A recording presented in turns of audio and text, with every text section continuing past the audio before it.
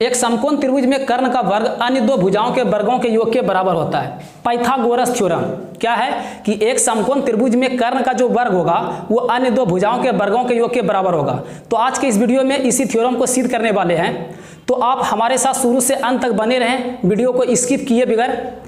तो hello everyone, मैं हूं सुजीत मंडल, आपका स्वागत है आपके अपने यूट्यूब चैनल सक्सेस परीक्षा पॉइंट में।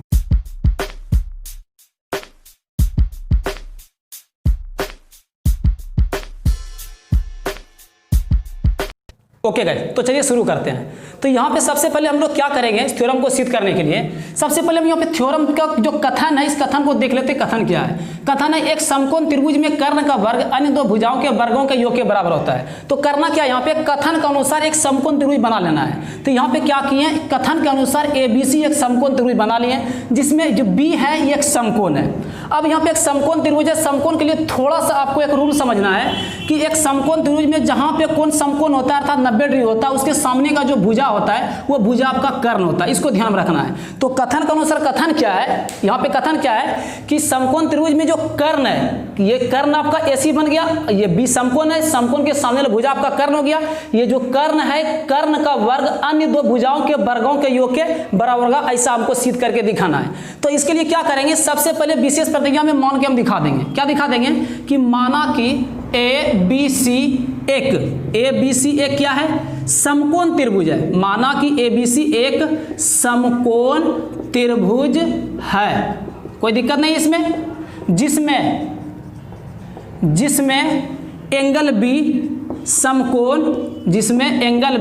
समकोण है तथा AC कर्ण है। कोई दिक्कत नहीं है यहाँ पे कि हमने क्या किया, यहाँ पे कि त्रिभुज ABC में B को समकोण दिखा दिए और AC को क्या दिखा दिए, कर्ण दिखा दिए। कोई दिक्कत नहीं यहाँ तक में। अब इसके बाद क्या करेंगे, बनावट का प्रयोग करेंगे। यहाँ पे बनावट क्या करना है कि यहाँ जो आपको B समकोण दिख रहा है, B से सामने वाला भुजा पे एक लंब डाल देंगे। तो लंब डाल दिए तो सिंपल सी बात है। तो B से BD लंब डाल दिए AC पर। तो यहाँ पे लिखेंगे कि B से BD लंब AC पर डाला। क्या किया यहाँ पे कि सबसे पहले कथन को आराम से पढ़िए, कथन में जो भी बात बोला गया है उसका फिगर बनाइए, फिगर बनाने के बाद उसको विशेष प्रतिज्ञा में मान के दिखा दीजिए। तो दिखा दिया यहाँ पे। इसके बाद क्या करना है, बनावट में। बनावट का प्रयोग हम लोग सभी थ्योरम में नहीं कर पाते हैं। कुछ थ्योरम ऐसे होते हैं जिसमें बनावट का प्रयोग होता है और कुछ थ्योरम ऐसे भी होता है जिसमें बनावट का प्रयोग नहीं होता है। तो यहाँ पे इस पाइथागोरस थ्योरम को सिद्ध करने के लिए बनावट का जरूरत पड़ने वाला है, बनावट यानी रचना का जरूरत पड़ने वाला है। तो दोनों में से आप कोई एक लिख सकते हैं, तो इसलिए यहाँ पे बनावट का प्रयोग कर रहे हैं। तो बनावट में क्या किए कि B से सामने वाला भुजा AC पर BD क्या कर दिया, लंब डाल दिए। इस चीज को लिख के दिखा दिए, यहाँ पे कोई दिक्कत नहीं है। अब इसके बाद जो सिद्ध करना है उसको भी लिखना है। तो क्या सिद्ध करना है, यहाँ पे लिखना है सिद्ध करना है। क्या सिद्ध करना है, हमको सिद्ध करना है यहाँ पे कि समकोण त्रिभुज जो बन गया आपका ABC, इसी में कर्ण आपका AC है, ठीक है। तो AC का स्क्वायर मतलब कर्ण का वर्ग अन्य दो भुजाओं के वर्गों के योग के बराबर, यानी कि कर्ण के अलावा जो अन्य दो भुजा बचा आपका, ये लंब और ये आधार, या फिर ये लंब ये आधार, दोनों में से कोई भी हो सकते हैं। तो लंब और आधार जो बनेगा उसका स्क्वायर का योगफल आएगा, ठीक है, नहीं उसका स्क्वायर का वर्ग में आ जाएगा। तो यहाँ पे जो अन्य दो भुजा बचा, एक आपका AB है तो AB का स्क्वायर कर देंगे, दूसरा भुजा आपका कौन है, BC है, तो BC का स्क्वायर कर देंगे। ये आपको सिद्ध करके दिखाना है, ठीक है। तो ये तो हो गया सिद्ध करने के बाद। अब चलिए अब आ जाते हैं प्रमाण पे। प्रमाण पे हम त्रिभुज ADB तथा त्रिभुज ABC में देखते हैं। प्रमाण में हम क्या कर रहे हैं, त्रिभुज ADB और त्रिभुज ABC में देख रहे हैं। क्या देख रहे हैं कि त्रिभुज ADB और त्रिभुज ABC में ये दोनों में आया, यानी ये कोण A जो है दोनों त्रिभुज में आया है कि नहीं आया?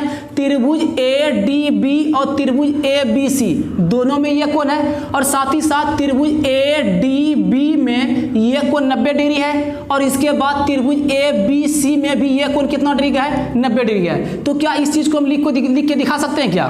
तो यहाँ पे लिखेंगे कि एंगल A बराबर एंगल A दोनों में। अब दोनों कौन कौन सा दोनों हो गया, तो यही दोनों त्रिभुज ADB और त्रिभुज ABC दोनों में। कैसे है, थोड़ा सा इसका फिगर आप देख सकते हैं। कुछ इस प्रकार से आपका फिगर बना हुआ है, ठीक है ना। तो ये आपका ए है, डी है, बी है, तो यहाँ पे ये कोण ए आया, और जैसे दूसरा बड़ा वाला जो समकोण त्रिभुज है ए बी सी, उसको हम बनाते हैं, तो ए बी सी बन गया। तो दोनों में ये कोण आपका कॉमन रह गया, यानी कि दोनों में उभयनिष्ठ रह गया।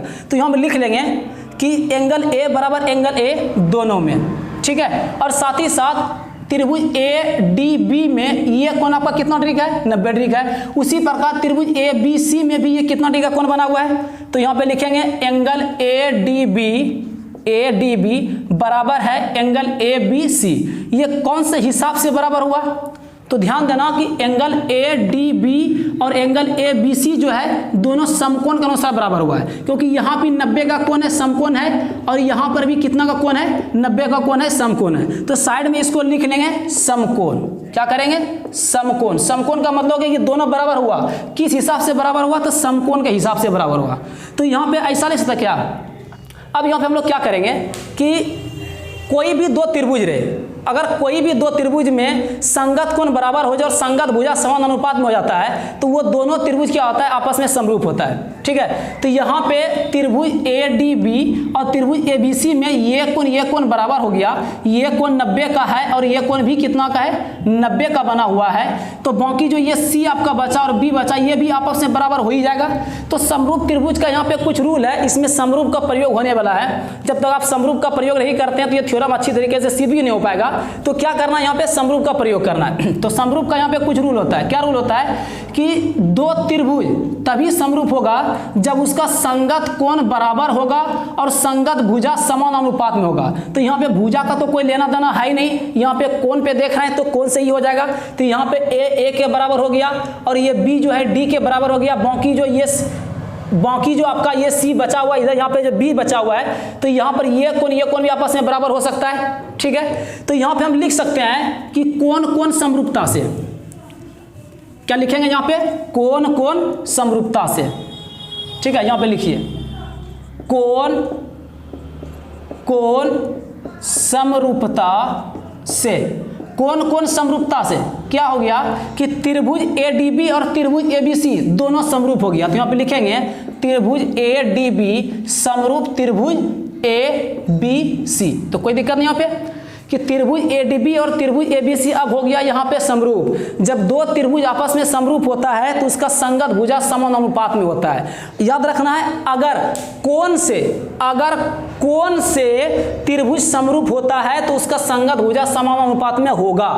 अगर समरूप संगत भुजा के समान अनुपात से होता है, ठीक है, तो उसका कोण आपस में बराबर हो जाएगा। वो भी कौन सा कोण, संगत वाला कोण। तो यहाँ पे करना क्या है कि जब दोनों त्रिभुज समरूप हो गया तो इसका संगत भुजा को समान अनुपात में डाल देना है। तो यहाँ पे कोई दिक्कत नहीं है, चलिए डाल देते हैं। तो ऐसा करते हैं, पहले यहाँ पे कौन सा त्रिभुज लिखा हुआ है, एडीबी लिखा हुआ है ना। तो एडीबी से कोई एक भुजा को हम उठाते हैं। क्या करेंगे, एडीबी से एक भुजा को उठाते हैं। ये त्रिभुज ए डी बी है, इससे हम कर्ण को ले लिए। 90 के सामने वाला भुजा ये कर्ण है, क्या करेंगे, कर्ण को लेंगे, ठीक है। तो यहाँ पे लिखेंगे, इसलिए कर्ण हो गया आपका ए बी, ठीक है। इसी के संगत में जो दूसरा वाला आपके पास त्रिभुज है ए बी सी, इसमें भी सेम टू सेम कर्ण को ही ढूंढ के लिखना है। तो त्रिभुज ए बी सी हो गया, इसमें तो कर्ण आपका ये ए से लेके सी तक ए सी बना हुआ है, तो यहाँ पे लिखे ए सी। तो कोई दिक्कत नहीं है यहाँ पे। अब क्या करना है, कर्ण को ले लिए। त्रिभुज में 3 साइड होता है, तो तीनों साइड का जो संगत भुजा होगा उसका अनुपात समान अनुपात में रहेगा, ठीक है। तो यहाँ पे कर्ण वाला पार्ट ले लिए हैं, तो बाकी आपका 2 पार्ट बच गया है। एक बचा आपका लंब वाला, दूसरा बचा आधार वाला। अब ऐसा करते हैं कि छोटा वाला त्रिभुज से इस लंब को लेते हैं। आप इसको लंब आधार भी बोल सकते हैं, लंब बोलिए आधार बोलिए, दोनों आपका काम में आ जाएगा, ठीक है। हम ले रहे हैं इसको एडी को, तो यहाँ पे हो गया आपका एडी। इसी के संगत में रखना पड़ेगा बड़ा वाला त्रिभुज में। तो बड़ा वाला त्रिभुज में इसी के संगत में लंब कौन बन जाएगा आपका, ये बन जाएगा आपका ए बी। तो कोई दिक्कत नहीं है यहाँ पे, ठीक है। सबको समझ में आ रहा है, समझ में आ रहा है। वीडियो को लाइक करते हुए चले, ठीक है। अब यहाँ पे करना क्या है कि दोनों को क्रॉस कर देना, यानी कि कोना कोनी गुना, यानी कि इसका क्रॉस करना। जैसे इसका क्रॉस करेंगे तो ये ए बी के साथ गुना हो जाएगा, तो ये क्या हो गया, ए बी का स्क्वायर हो गया। ए सी ए डी के साथ गुना हो जाएगा, तो ये बन गया ए सी इंटू में ए डी। कोई दिक्कत नहीं है। इसके बाद इसको मान लेना है समीकरण 1। तो अब यहाँ पे करना क्या है, इसी प्रकार एक समीकरण और तैयार करना है। क्या करना है, इसी प्रकार एक समीकरण और तैयार करना है। अब वो दूसरा वाला समीकरण तैयार होगा कहाँ से, कैसे तैयार होगा, तो यहाँ फिर से इसी आकृति में, इसी फिगर में दो गो समकोण त्रिभुज को ढूंढना है। अब कौन कौन सा त्रिभुज होगा, तो यहाँ पे छोटा वाला समकोण त्रिभुज ADB और त्रिभुज बड़ा वाला जो समकोण त्रिभुज है ABC दोनों से हल कर लिए हैं। तो अब क्या करेंगे, नीचे जो छोटा समकोण त्रिभुज दिख रहा है BCD, इससे हल करेंगे और फिर से जो बड़ा वाला समकोण त्रिभुज है ABC उस दोनों से हल करेंगे। इसी प्रकार त्रिभुज BCD तथा त्रिभुज ABC में यहाँ में हम देख रहे हैं, क्या देख रहे हैं कि ये छोटा वाला समकोण त्रिभुज और जो बड़ा वाला समकोण त्रिभुज है, ये दोनों में ये जो C है, ये C कॉमन है, यानी C जो एंगल बना हुआ है ये क्या है, कॉमन है। देख लीजिए कैसे है, BCD त्रिभुज हो गया आपका BCD, ये वाला त्रिभुज, दूसरा ABC है, ठीक है। तो देख लीजिए BCD में C आया है और ABC में भी C आया है। तो यहाँ पे ऐसा हम लिख सकते हैं एंगल C बराबर एंगल C, साइड से क्या लिखना है, दोनों में। तो यहाँ पे कोई दिक्कत नहीं है किसी को। चलिए इसके बाद दूसरा वाला कोण को देखते हैं। तो दूसरा वाला कोण के लिए क्या कर देख रहे हैं यहाँ पे कि त्रिभुज BCD, एक चीज ध्यान देना है, यहाँ पे स्टार्टिंग में जौन सा त्रिभुज रहेगा उसी त्रिभुज का कोण पहले लिखना है, बाद में जौन सा त्रिभुज आएगा बाद में उसका कोण लिखना है। तो कोई दिक्कत नहीं, यहाँ पे स्टार्टिंग में BCD है तो BCD का ही कोण रखना है।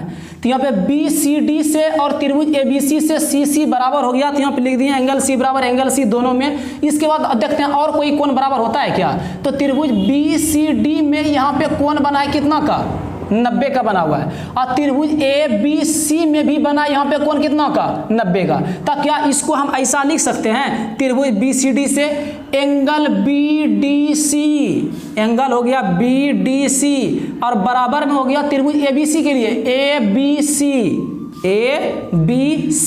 ये कौन से हिसाब से बराबर हो गया भाई, ये बराबर हो गया आपका समकोण के हिसाब से। तो कोई दिक्कत नहीं यहाँ पे। तो एंगल C के बराबर, BDC ABC के बराबर, यहाँ पे कोण बराबर हो रहा है। तो इसी को हम लिखेंगे कोण समरूपता से, कोण को शॉर्ट में कोण लिख के वो जीरो लगा देना है, ठीक है। तो ये हो गया आपका कोण, तो कोण समरूपता से, ठीक है। तो कोण समरूपता से क्या हो गया, दोनों त्रिभुज समरूप हो गया। तो यहाँ पे लिखेंगे त्रिभुज BCD समरूप हो गया त्रिभुज ABC। कोण समरूपता से क्या हो गया, त्रिभुज BCD और त्रिभुज ABC दोनों समरूप हो गया।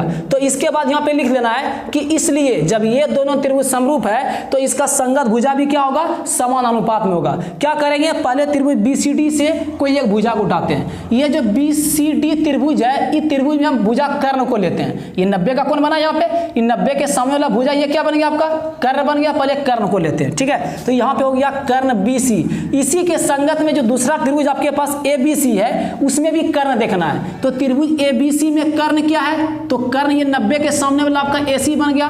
तो इस BC के नीचे में AC को रख देना है, तो कोई दिक्कत नहीं है पे बराबर में। अब इसका दूसरा अलग वाला अलग रखना है यहाँ पे। अब इसके बाद क्या करना है, दूसरा कोई भुजा को रखना है। तो दूसरा भुजा का हम क्या कर रहे हैं कि त्रिभुज BCD में, यहाँ पे स्टार्टिंग में त्रिभुज BCD है तो पहले BCD का ही रखना है। तो त्रिभुज BCD में हम भुजा ले लिए CD, ठीक है। तो ये हो गया आपका BCD में CD।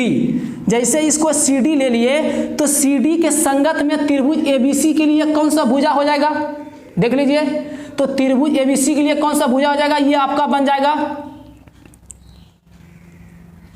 B से लेकर C तक BC, ठीक है। तो यहाँ पे त्रिभुज BCD में हम आधार के रूप में CD को रखे हैं। तो ये आपका 90 का कोण बनाया ना, ये अब लंब बन गया, ठीक है। अगर ये लंब बन गया तो ये आधार हो जाएगा, ये आधार हो चुका है। अगर त्रिभुज BCD में आधार हम CD रखे हैं तो उसी प्रकार त्रिभुज ABC में आधार इसके संगत में कौन हो जाएगा, BC हो जाएगा, ठीक है। तो इसके नीचे लगा देंगे BC। अब यहाँ पे करना क्या है, यहाँ पे कुछ नहीं करना है, बस इसका क्रॉस करना है, यानी कि कोना कोनी मल्टीप्लाई कर देना है। तो BC को BC से मल्टीप्लाई करेगा तो क्या हो जाएगा, BC स्क्वायर हो जाएगा, ठीक है। और बराबर AC गुना CD कर देगा, ये हो गया AC और गुना में CD। इसको मान लेंगे समीकरण 2। यहां तक में किसी को दिक्कत नहीं है, ठीक है। यहां पे आपका BC स्क्वायर है, थोड़ा ठीक से लिख देते हैं BC स्क्वायर। तो BC स्क्वायर बराबर क्या निकल गया AC और क्रॉस में हो गया CD। ठीक है, इसके बाद करना क्या है कि ये जो आपका समीकरण 1 बना है और समीकरण 2 बना है, दोनों समीकरण के संगत पक्ष को जोड़ देंगे। संगत पक्ष का मतलब हो गया कि समीकरण 1 का जो LHS है और समीकरण 2 का जो LHS है वो दोनों आपस में जुटेगा, और समीकरण 1 का जो RHS है और समीकरण 2 का जो RHS है वो दोनों आपस में जुटेगा। तो करना क्या यहाँ पे लिख के दिखा देना है कि समीकरण 1 और 2 के संगत पक्षों को जोड़ने पर, समीकरण 1 और समीकरण 2 के संगत पक्षों को जोड़ने पर, तो जैसे ही जोड़ेंगे क्या होगा देख लीजिए। पहले समीकरण 1 का LHS लिखना है AB स्क्वायर, इसके बाद समीकरण 2 का LHS लिखना है BC स्क्वायर, दोनों का LHS जोड़ दिया, संगत पक्ष जुड़ गया। इसके बाद RHS से जोड़ना है तो AC गुना AD है, और फिर प्लस दे देंगे समीकरण 2 का RHS, ये हो गया AC और गुना बन गया आपका CD। कोई दिक्कत नहीं है पे। अब करना क्या है, AB स्क्वायर की जगह AB स्क्वायर रहने देना है, अब प्लस में BC स्क्वायर रहेगा, फिर बराबर हो गया। इसके बाद यहाँ पे देख लीजिए AC गुना AD जो है और प्लस में AC गुना CD है, ये दोनों से AC कॉमन है। ठीक है, ये दोनों से क्या है, AC कॉमन है, तो AC को क्या कर लेंगे, कॉमन कर लेंगे। जैसे AC कॉमन करेंगे तो यहाँ पे क्या बच जाएगा, ये बच जाएगा आपका AD। ठीक है, और प्लस में यहाँ पे बच गया आपका CD। अब यहाँ पे करना क्या है, अब थोड़ा आते हैं फिगर पे, थोड़ा फिगर को बढ़िया से समझ लीजिएगा कि AB स्क्वायर अब प्लस में BC स्क्वायर बराबर AC की जगह AC रहने दीजिए, अब यहाँ करेंगे गुना। ये जो AD और CD का योगफल है, यानी AD प्लस में CD है, क्या इसी AD और प्लस में CD ये दोनों को मिला के क्या डायरेक्ट हम ये AC लिख सकते हैं क्या? अरे लिख सकते हैं, लिख सकते हैं। AD प्लस में CD ये दोनों मिल के क्या AC बन सकता है? तो यहाँ पे लिखेंगे कि AD प्लस CD के लिए AC। कोई दिक्कत नहीं यहाँ पे। अब क्या करना है, AB स्क्वायर को रहने देना है, प्लस में BC स्क्वायर भी रहेगा। अब AC को AC से गुना कर देंगे तो ये बन जाएगा आपका AC स्क्वायर। अब इसी को पलट के भी लिख के दिखा सकते हैं, ये हो गया AC स्क्वायर इक्वल टू हो गया AB स्क्वायर प्लस में BC स्क्वायर। कोई दिक्कत नहीं यहाँ पे। और आपको सिद्ध क्या करना था जरा उसको एक बार देख लीजिए विशेष प्रतिक्रिया के नीचे में। ठीक है, सिद्ध क्या करना था हमको कि AC स्क्वायर बराबर AB square plus BC square, और ये AC क्या है, त्रिभुज ABC के लिए AC कर्ण है, AB क्या है, लंब है, BC क्या है, आधार है। अगर इसको लंब मान लेंगे तो ये आधार बन जाएगा, तो इसमें किंतु परंतु नहीं है। बस ध्यान ये रखना है कि कर्ण चेंज नहीं हो। और वैसे भी एक समकोण त्रिभुज में कर्ण कभी भी चेंज नहीं होता है, कर्ण अपने जगह पर स्थिर होता है, कर्ण कभी बदलता नहीं है। तो देख लीजिए प्रूव्ड आपका हुआ कि ना हुआ। तो AC स्क्वायर बराबर AB square plus BC square, तो यहाँ पे AC आपका क्या बन गया है, कर्ण बन गया है। ठीक है, AB क्या बन गया है, लंब बन गया है, और BC क्या बन गया है, आधार बन गया है। अगर AB लंब है तो BC आधार बन जाएगा, अगर BC को लंब रखेंगे तो AB आधार बन जाएगा, क्योंकि ये दोनों आपस में चेंज हो सकते हैं, ये दोनों आपस में चेंज हो सकते हैं। कौन, ये लंब और आधार आपस में चेंज हो सकते हैं, लेकिन कर्ण कभी भी चेंज नहीं होगा। तो उम्मीद करता हूं कि आपको अच्छी तरीके से समझ में आया होगा। अगर आपको फिर भी ठीक तरीके से समझ में नहीं आया, अगर कहीं पे थोड़ा सा कन्फ्यूजन भी रहा हो, तो आप वीडियो को फिर से शुरू से लास्ट तक देखें, तो ध्यान से देखें। ठीक है, तो इसके बाद फिर मिलते हैं अगले वीडियो में। अगर आपको वीडियो अच्छा लगा है तो वीडियो को लास्ट तक में लाइक करके जाएं, और जो भी हमारे चैनल पे नए हैं चैनल को सब्सक्राइब करें, अपने दोस्तों के साथ शेयर भी करें। तो मिलते हैं अगले वीडियो में, तब तक के लिए धन्यवाद।